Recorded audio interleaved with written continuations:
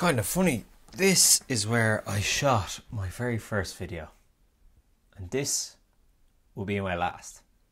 No, I'm only joking. You're not getting away that easy. No Time to Die. The big question is, should you see it?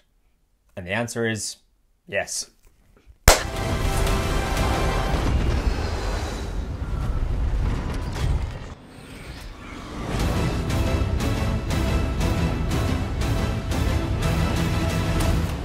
I've already done that joke before. Come on, let's do this seriously now.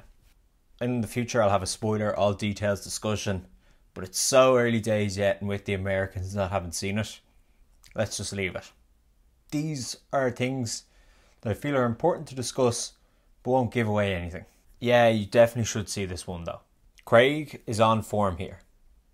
He gives this great performance, humour, emotion, struggle. He's still got it as James Bond, and you just see it in every moment of this film. When it comes to the story, written by Phoebe Waller-Bridge, Cary Fukunaga, Neil Purvis and Robert Wade, it's really solid. There's lots of twists, turns, it moves really quickly, which is the way Bond movies should. You don't think about it for too long, you just enjoy it all. It's not Casino Royale level, but it's high quality action adventure.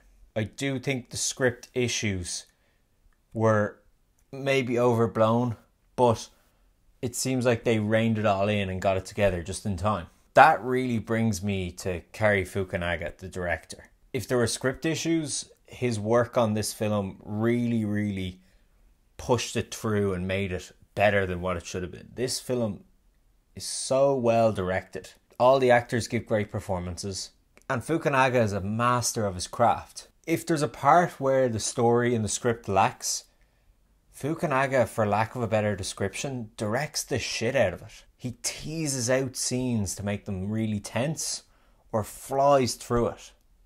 Like, this is a fast-paced movie, and Fukunaga balances that well. He gives emotional scenes the breathing room they need, but action scenes that fast-paced to get your adrenaline going. There is a scene in the movie, and I'm not talking details here, but it reminded me of Fukunaga's work in True Detective with McConaughey. There's a famous action scene in that series, and I won't say any more, but yeah, Craig and Fukunaga put serious work in that action scene, and all the stunt people too. And at the end you're like, whew, that was intense. He does this thing where it's like Hitchcock but also horror in parts. I like Fukunaga, and I definitely could see him coming back in the future.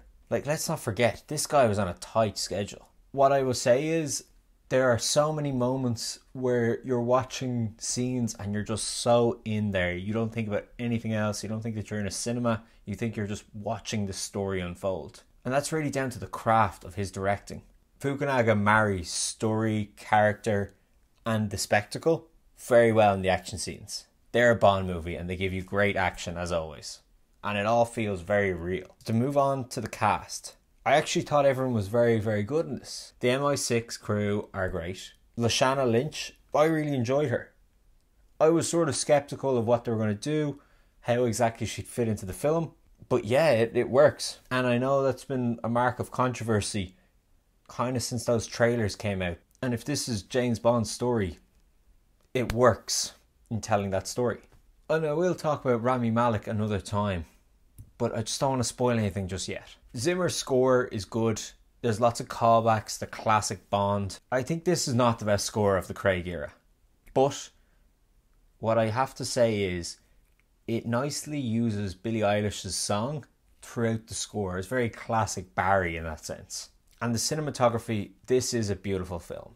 This is not like some other blockbusters we won't name that just have that very desaturated grey look. Linus Sandgren and Cary Fukunaga really create a great aesthetic for this whole world. Things like Whitehall, where you can watch my video about it. Real cool, sleek, chromy feeling in parts. But none of this sort of cheap filtery look either. I'm not sure if it's Skyfall level, but it's definitely one of the best looking James Bond films ever. So what are my final thoughts? This was a super brave James Bond movie.